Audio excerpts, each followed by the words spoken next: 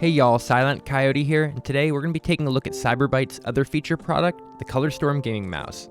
This mouse comes in the same exact packaging as the Fall Shot gaming mouse that I reviewed a couple weeks ago, thin cardboard, but I'll just say the same thing that I said then, which is as long as the company puts their time and money into the actual product, I don't really give a shit what the packaging looks like. I'm just going to throw it in my storage unit until the warranty runs out anyway, you know? All there is on the packaging is a picture of the mouse and the features here on the back. Similar to the Fall Shot, this mouse rocks an A825F optical sensor and has a max DPI of 12,800. It has a 1000 Hz polling rate, 20 G acceleration, and 7000 FPS scan rate, just like the Fall Shot. Now, opening it up, you see it comes in a protective bag and comes with all the basic stuff you'd expect. A manual, a warranty card, and a card that invites its users to join the official Cyber Byte Discord, as well as the same stickers that came with the Fall Shot that I personally enjoyed. They have Cyber Byte's little logo on it, which I think is a really cool design, and I mean, who doesn't like having stickers? The manual is really small, it's simple to read though, and explains what the mouse does, such as which buttons to press to change the RGB. It has installation instructions, which basically just say to plug it in, and safety info. It also has some information on its 1-year warranty, and also includes QR codes for Cyber Byte social media pages in case you need help with the product. To touch a bit on the warranty, although it says in the booklet that the warranty period is for 1 year, they do say in the Amazon listing for this mouse, quote, "Is your Cyber Byte product out of warranty? Hit us a message anyway. There is a likely chance that we can still work something out." And honestly, I think they would probably back this up as their Discord page seems to be pretty busy overall and the company is always responding to people willing to fix their problems. I also think that this is a good time to mention I am not being paid for this video and Cyber Byte has not asked me for anything but to check out their mouse and to give you guys an honest opinion on it.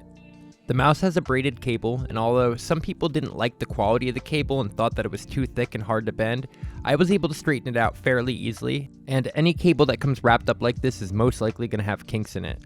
Not many companies take the time or leave enough space for them to actually loop the cable nicely so it doesn't kink, and I personally didn't have any issues with the cable quality. The cable also appears to have an RFI EMI noise suppressor clip on it, which is really nice to see, and it's on the USB end, not the mouse end, so it's not going to get in your way when you're gaming. Now, the main issue that I had with Cyber Byte's other mouse, the Fall Shot, was the feet. One of the feet on that mouse was placed incorrectly, which caused it to have wrinkles and not glide smoothly. I basically ended up having to shove it back into its spot and use my thumbnail to flatten it out before it felt right. Fortunately, that is not the issue with this mouse, and I actually like the quality of the feet here. They appear to be white PTFE, which is better than black PTFE because it's typically a higher percentage of the material, and it's certainly better than just plastic. But the thing is, some people on the Cyber Byte Discord had some issues with the feet. Not with their placement like with the Fall Shot, but rather that they thought the feet, or skates, should be a little bit thicker. And honestly, I do understand the concern. Now, it's not constant, but it seems like whenever I apply a decent amount of pressure, like I might sometimes when in a heated gaming match, the bottom of the mouse scrapes on the mouse pad.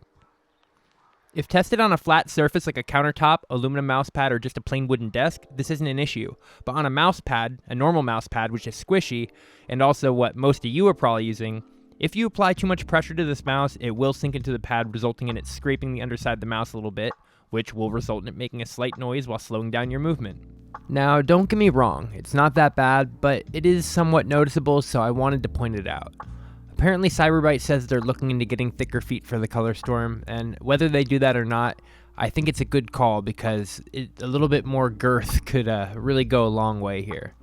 There is always the option of putting some aftermarket feet on your mouse. This would add some weight to it, and I know the point of the Colorstorm was to kind of be a lightweight mouse, but if you're having an issue with it, it could make it glide a little bit smoother. I like the RGB settings and the way that the shine through is with the Cyber Byte logo, just like I admired on the Fall Shot, and I really like the way the mouse clicks. Both the right and left click are very satisfying, and the side buttons are like a mixture of clicky and squishy. I don't know how to describe it, but I absolutely love it. Now right here I have the Red Dragon Ranger Basic, Amazon's best-selling budget gaming mouse that costs the same as both of Cyber Byte's mice. I didn't have this at the time of the Fall Shot video, but I do plan to go back and compare them as well, as they are more similar in shape and use case than the Colorstorm, but for this video, we'll just be comparing these two. Now, when comparing the Ranger Basic to the Colorstorm, I looked at 6 things. 1, the buttons. 2, the way that they glide. 3, the overall look. 4, the feel of them in my hand, 5, the features, and 6, the overall structure and integrity of each. As for the buttons, I like the Colorstorm button significantly more than the Ranger, as on the Colorstorm you have a nice premium clicking sound to them, and also the side buttons have that mushy clickiness that you know I enjoy so much. The Ranger Basic rattles when I pick it up and shake it for some reason. I don't know why, but this makes the clickiness bounce off whatever is in there that moves. I'm guessing maybe a part of the sensor or something, and you can hear it when you click the buttons. It makes it sound, well, really cheap. The Colorstorm makes no noise when you pick it up and shake it, as a mouse should, and it gives a really nice reflection of sound through it when you click on the buttons. When it comes to the scroll wheels, I like both of them. The Colorstorm has a higher pitched click on the scroll, which I like. The one on the Ranger is a little more dull, but I think the Ranger Basic scroll wheel turns a bit nicer. As for the way they glide, the Ranger Basic has much thicker feet, which allows it to glide quite a bit better than the Colorstorm, honestly. The cables are basically the same and are both braided in such a way that they don't snag on the corners of your mouse pad. When it comes to the look, well, there's quite a few things to be said. I like the shape of both of them. They're both very different, but neither stands out as generic or cheap, and they both feel very stylish and look very stylish. They both have RGB, but the Red Dragon actually comes with software to control that.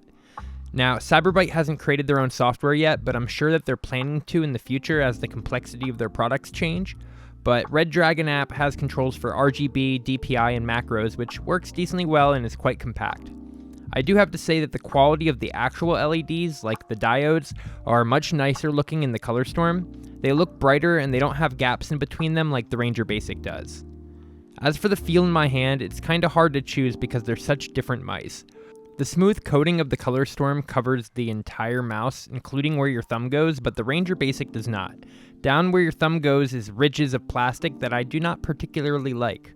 The Ranger has a soft coating, which is typical for what I go for in mice, like the Razer mice that I use, but overall they're both pretty comfortable to use. As for the features, besides the software, the Ranger Basic has 2 buttons to control the DPI up and down, and the Colorstorm just has 1 so you can only cycle through them. The big difference is the top DPI. The Colorstorm goes all the way up to 12,800, while the Ranger only goes up to 8,000. If you're using a huge, high-resolution display, you might want an extremely high DPI. They both come with stickers, which I like because, well, who doesn't like stickers? And they both come with easily understandable manuals. When just comparing the mice without using the software, they both have about the same amount of color options to cycle through, and they both have a stealth mode, or an no RGB mode. As for the overall structure and integrity, I have to give it to Colorstorm here. Not just because the Colorstorm doesn't rattle like a maraca when you shake it, but because I think the build quality is overall sturdier and well put together, and I think this mouse would survive more trauma like drops or throws or slams, because I know how you gamers get. I think that the Colorstorm would hold up much better and longer in these type of scenarios. Overall, I think that the Colorstorm is a really great mouse for the price, and it definitely goes shot for shot with the Ranger Basic, which again is made by Red Dragon, a huge multi-million-dollar company. If Cyber Byte keeps up what they're doing here, I could totally see their products becoming some of the top-selling peripherals on Amazon, and especially in the budget space, at least for now.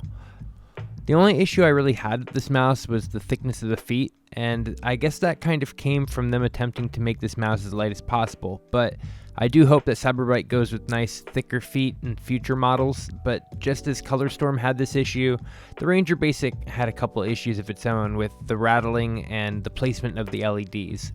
I believe that any budget mouse at this price point is going to have some pros and cons, at least all the ones I've ever seen or gotten to use, but I think that overall the Colorstorm is a bang for the buck gaming mouse, and I would recommend it, especially for people looking for a lightweight mouse that also works really well for gaming.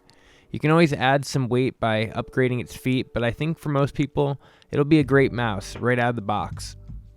Thank you so much for watching, and stay tuned for more content just like this.